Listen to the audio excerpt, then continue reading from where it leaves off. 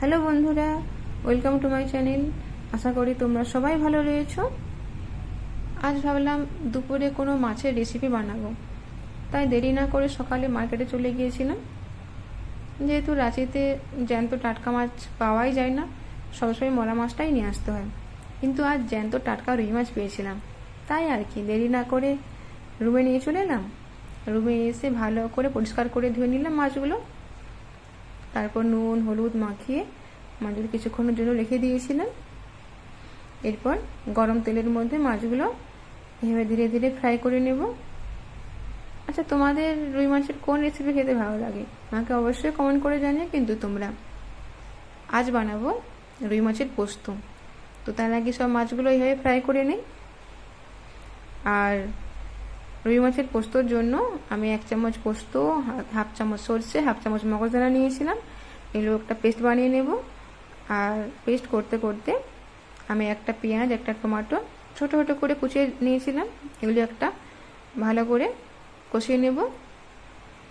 পেঁয়াজ আর টমেটোগুলো নরম হয়ে গেলে এখানে তোমাদের পছন্দ মতো ধনে গুঁড়ো, জিরে গুঁড়ো মশলাগুলো অ্যাড করতে পারো। আমি এখানে কোনো মশলা অ্যাড করছি না, অ্যাকচুয়ালি আমার হেলথ প্রবলেমের জন্য আমি যে পোস্তর পেস্ট বানিয়েছিলাম শুধু ওটাই কড়াইয়ের মধ্যে দিয়ে দেব।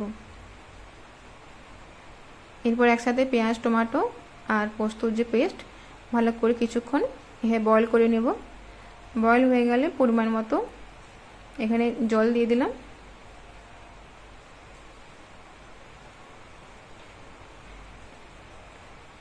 এরপর আরও কিছুক্ষণ বয়েল করে নেব। তারপর আগে থেকে যে মাছগুলো ফ্রাই করে রেখেছিলাম এই মাছগুলো কড়াইয়ের মধ্যে দিয়ে দিলাম। আমি এখানে পরিমাণ মতোই মাছ নিয়েছিলাম, তোমরাও এখানে পরিমাণ মতোই মাছ নিও। এরপর আরও কিছুক্ষণ মাছগুলো একসাথে বয়েল করে নেব, যাতে মাছগুলো নরম হয়ে যায়, শক্ত না থাকে। তারপর পরিমাণ মতো লবণ আর হলুদ কড়াইয়ের মধ্যে দিয়ে দিলাম। তোমরা এখানে পরিমাণ মতো লবণ আর হলুদ দিও।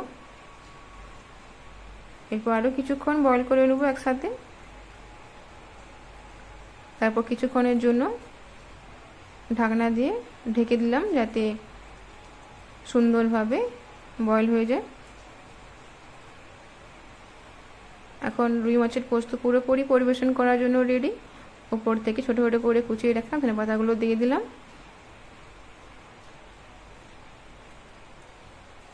আমার মতো তোমরা কারা এইভাবে রুই মাছের পোস্ত বানিয়েছো আমাকে